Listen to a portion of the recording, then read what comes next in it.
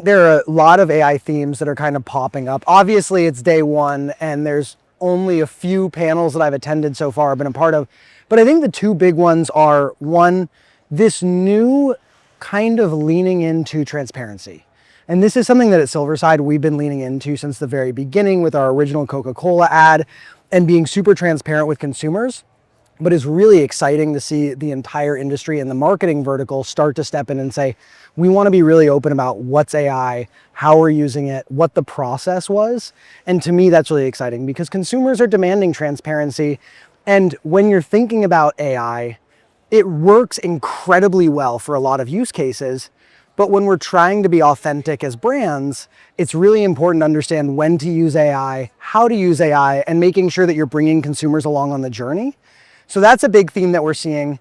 The other theme that I think we're going to start to see, and this is more of a guess and based on our philosophy at Silverside, is this idea of bespoke implementations of AI.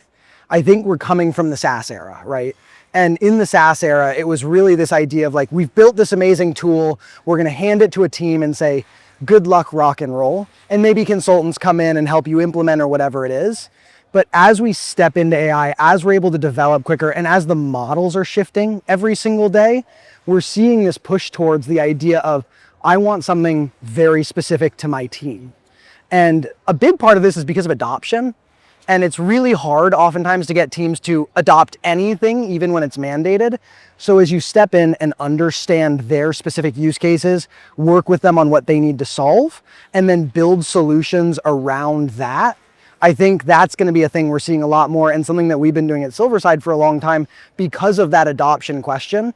So instead of getting something that's going to get you 80% of the way to where you need to be, and then you have to pull in all these other tools, it's this idea of let's get you 100%. Let's make sure we set you up from a place to iterate, and then also set you up from a place to be agile as the models adopt. And so for me, those are the two really exciting trends that like we've already heard, we've been talking about, but I think we're going to hear a lot more of over the course of the week. Absolutely. And I mean, from the very beginning of Silverside, what's been really interesting is we were never a believer in an off-the-shelf tool. And I think as marketing practitioners and technology practitioners, we had the really unique space to say, okay, a lot of these tools are great, but this one solves this problem and this one solves another problem, but then really falls flat where the first one was succeeding. And so we've built from the very beginning around this idea of like building bespoke environments. And that can be everything from calling in the right models to building actual UXs that align with a team. And so I think one of the interesting things we're seeing is some teams are super fluent in AI and they go, I want to be able to play with every single permutation and really kind of be able to dive in and build my own workflows and all this. And then some teams are going, listen, we have no idea how to use this. We don't have the time or bandwidth to learn.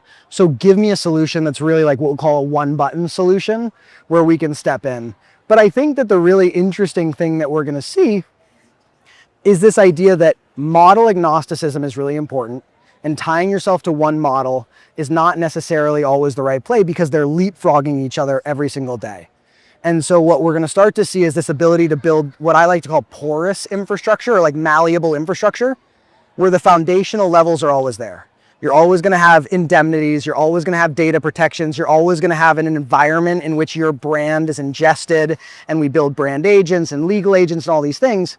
But we're able to plug in functionalities and capabilities and models as they become available. And so this is something we've seen from the very beginning. I think people are coming along on this journey. And I always look at our clients as kind of the use case number one for this, because all of their teams have really different things that they need. And so what we try and do is build a central pillar that everyone can work from, but then, you know, the social media team probably has a different use case than the performance marketing team, than the PR teams. And so how can we build individual environments for all those different groups without stepping on the core functionality that the entire organization needs? The other thing that I think is really interesting beyond just the bespoke piece of this is that we're going to start to see a restructuring of how teams operate. And so for me, like, there's always this fear around AI cutting jobs and all of that. And the honest truth is we really haven't seen that to be the case in the groups that we're working. And on average, the clients we work with actually end up hiring more people because they have this really fundamental realization, which is historically we've had a 30-person team. and we've had them run at this one big project, and it's taken 18 months and we're rocking and rolling. But now, because of the ability to move faster, to move more efficiently, we can take that 30-person team and split them into 6 teams of 5 and say, we're going to deputize each of you to handle a different consumer segment, a different project. And so instead of taking the same budget and going, we're going to slash our teams, it's going to be, let's take that same budget and do way more with it, which in an environment where consumers are demanding more personalization, localization, and content that relates without falling into the trap of brand fatigue, where you're seeing the same thing over and over again, and it actually lowers consideration, we're going to start to see people realizing that, oh, this is like really directly applicable to me. Now my consideration is going to rise, and it's going to drive, hopefully, the tangibles like legitimate ROI. I'll be honest, that's a really special one, because that was the one that really launched Silverside. And Coca-Cola took a big risk by being the first into the market when ostensibly they really didn't need to be. Like, they are the largest, best brand in the world. They didn't need to take that risk. And I think from a very foundational level, we saw that it's incredibly scrutinized, and the industry had a really strong and polarized reaction, where some people loved it and some people were really unhappy with it. And I'll start by saying I think that comes from a fundamental misunderstanding of how we arrived there. Like, I think there was this idea that Coke came to us and said, build a solution where we can hit a button and a Coke ad pops out and we're going to lay everyone off, right? And that's really not the case. Like, there was still this tremendous creative lift and lots of humans coming in, from bringing in a real choir to do the music, to all the creatives that ideated the different scenes, to building the workflows so that it could be scalable into the future, to creating versions for all of these different audiences. But what was really cool about that was, yes, there was a polarizing response within the industry, but if you look at the actual testing from groups like System 1, it is tied for one of their highest performing campaigns among consumers ever. And it's because of the fact we were able to localize it and speak to consumers where they were, and not just go, here's a New York Christmas, whether you're in London or Miami or LA or Singapore. You know, it was this idea that we could really start to speak to consumers in different ways, even though when I look back at that, it was like the VHS tape of the AI world, because it was so early on. But I think the lesson there was, number one, this technology allows us to take the creative that we're doing that is driven by humans, but expand it to broader swaths of individuals so that brands can relate to more people more effectively and be more authentic within those groups. And number two, and I think this is a really important one, is as people step into AI, they're always looking for the perfect starting place and the absolute everything is exactly right.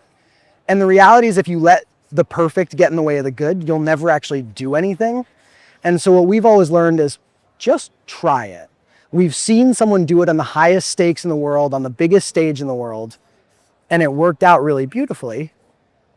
And even then, when it was so early days and no one had done it and people were unsure of what to expect, now people understand this. So as long as you're transparent and authentic about how you're doing it, jumping in is likely, and I'm not going to say definitely, but likely not going to have the crazy negative impact that some people worry it might. Instead, it's just going to allow you a foundation from which to iterate and expand and start to get towards perfect. But if you're hoping to get perfect on the first shot, I think that's the wrong mentality to have. I think that rightly so, in the very early stages, and still to this day, there's skepticism because there's a lot of misunderstanding around the technology, the capability, the process, all of these things. And so what we've seen is early on, when people see an advertisement, historically, like I came from the agency world, and historically no one had ever asked me when I said, oh, I made this commercial, what the process was. And so when people see it, there wasn't this intense, immediate scrutiny on like, okay, well, who worked on it and how'd you do it and how long did it take and where'd you go? And now I think there's a scrutiny on the process. And there's this really cool idea of like perfection and like perfect imperfection.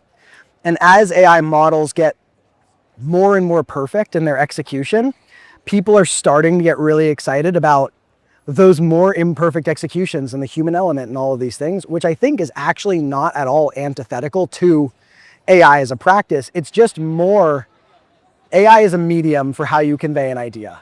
And there are stories that require AI. For example, we've worked with companies where their founders are no longer with us and they want to tell the story of those founders through found footage and, cut scenes and all sorts of things like that. And those are really amazing moments to use AI.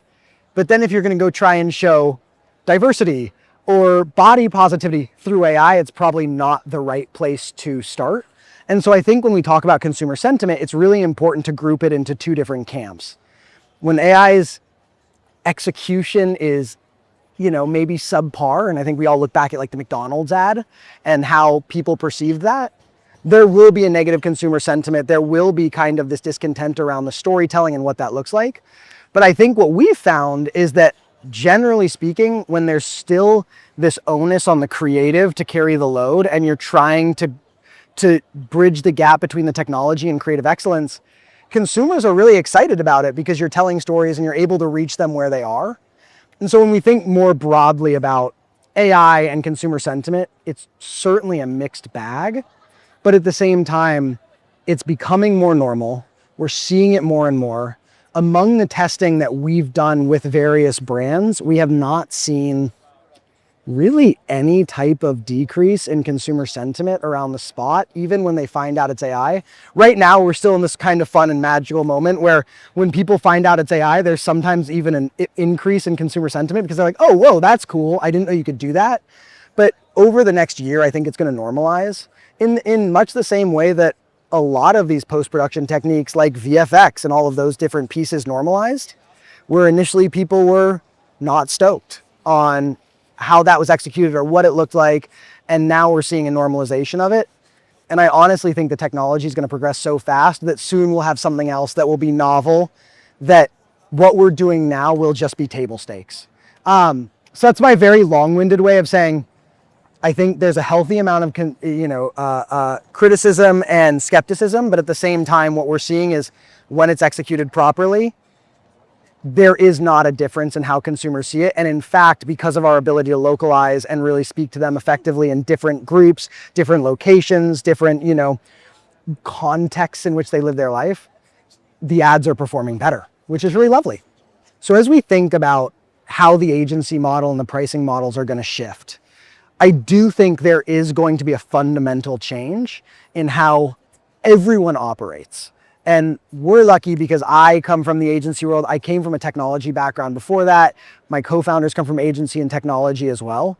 And so what we tried to do is take the best of technology, which I think is really amazing in its transparency and pricing and the fact that you know exactly what you're going to get, and the best of the agency world where the creativity and the craft is central to everything you do. But perhaps the pricing models leave something to be desired. And I come specifically from a new business background, and there was always this, very fun dance that would happen when you're trying to step into a project or longer agreement with a client, which is no one quite wanted to say the number first. And, as soon as someone, the client would go, okay, well, I have $200,000. And then magically the cost of that project would be $199,500. Like, oh my God, what's serendipity? But I don't think that was a great foundation from which to build trust, because there wasn't this transparency around how things were going to be priced and what I'm going to get for it and how I'm going to hit overages and what that looks like. And so I think there's going to be this really fundamental shift from billing on hours and headcount, which in my opinion incentivizes things to take longer and more rounds, and the agency makes more money the longer we can go, to really outcome-based pricing. And what Silverside has done is start based on credits and outcomes. And so when we give you a price for a 30-second spot or whatever it is, everything is baked into that. There's a very clear credit model that we walk our clients through so that they have a really clear understanding of what went into this, how I'm getting it, what it's going to take, and if there is an overage for whatever reason, exactly what that looks like, which from our experience opens a lot of doors in terms of clients are more willing to let you step into larger engagements with them because they have transparency over what they're going to get. There's protections for both sides, so it incentivizes really lovely behavior around making sure we're sticking to timelines. If we don't want to stick to timelines, what does that make, what happens? What do those outcomes look like? And so what we're going to see is much more of the shift from headcount, hours, and, the tools we use to get there, to more transparent pricing, clear outcomes, value-based and outcome-based pricing. And I think even further down the line, we're already starting to step into this, is KPI-based pricing. Like if I'm giving you a campaign, cover my pass-throughs, and then pay me based on how it performs, which I think will also incentivize better creative, better outcomes. But we're seeing that transition from the outcome-based pricing to the, KPI-driven pricing happen slowly. I don't think that's all the way here, but it's starting to come into effect, which I think is really exciting. So as we think about disclosure and transparency, we're already starting to see different markets adopt different regulations around this. In New York, we saw on June 9th, it came into effect that when you're using AI talent, there's a required disclaimer. And then in some markets, it's not required. From the very beginning of Silverside, our stance has always been fundamentally rooted in transparency. Like it's our belief that we're not trying to hide that this is AI. You can still strive for perfection. You can still strive for indistinguishable from the real thing without trying to hide that fact from consumers. And frankly, I think it can be really disingenuous and actually hurt you in the long term if you're trying to hide those things. So in our conversations with clients, there's the first piece, which is fundamentally we believe that you should disclose and you shouldn't try and hide this, because why would you hide it? In the same way, why would you hide CGI or VFX or whatever it is, right? It's not something that's a bad thing. It's just a new medium through which to tell a story. From the second piece of that, I think that, at a very fundamental level, consumers are really intelligent. And so when you try and hide things from them, they're going to catch on, whether it's this campaign or the next, whenever that happens. And if you've been trying to hide these pieces, it's ultimately going to come back and bite you. And then the third, much more tactical piece of this is when we start to see markets introduce regulations that require this transparency, if you're operating in a world where you're trying to hide it, immediately it makes it so you can't operate in certain markets. And as a marketer, we want as broad a reach as possible. So our stance has always been, because we operate in Europe, because we operate in all 50 states, we operate globally, we want to make sure that we're upholding ourselves and our clients to the highest possible regulatory bar. So that if we make something that we're going to run in Utah, and then our client says we want to run it in New York, we want to run it in France, whatever it is, there's not this backpedaling of, oh no, now we have to go back and adapt everything. It is, we've always operated from the highest regulatory compliance. We've always operated with the utmost transparency. And so we can go anywhere because we've started at the top of that pyramid, and going down is incredibly easy versus trying to back into transparency later. And I think you see that with our campaigns, where even the first spot we did, Back for Holidays Are Coming with Coca-Cola, there was an AI disclaimer. And that was a decision that Coca-Cola made. That was a decision that we encouraged. And I think that ultimately, when you see the results from third-party testers and consumers, it didn't hurt the ad, right? Like it didn't hurt the performance. And so that's something we've carried through into all of our engagements. And my thing is, like, we're here to tell stories, and we're here to make sure that we're engaging with consumers. So let's be honest about it. Let's have fun. Let's tell the right stories in AI. And let's also be aware that not every story needs to be AI. Like, traditional production, I don't think is going anywhere. And there's this really beautiful interplay between traditional production and AI to extend that, AI production and traditional to extend that, or singularly sitting in both, depending on the campaign, the story you're telling, and what you're trying to convey.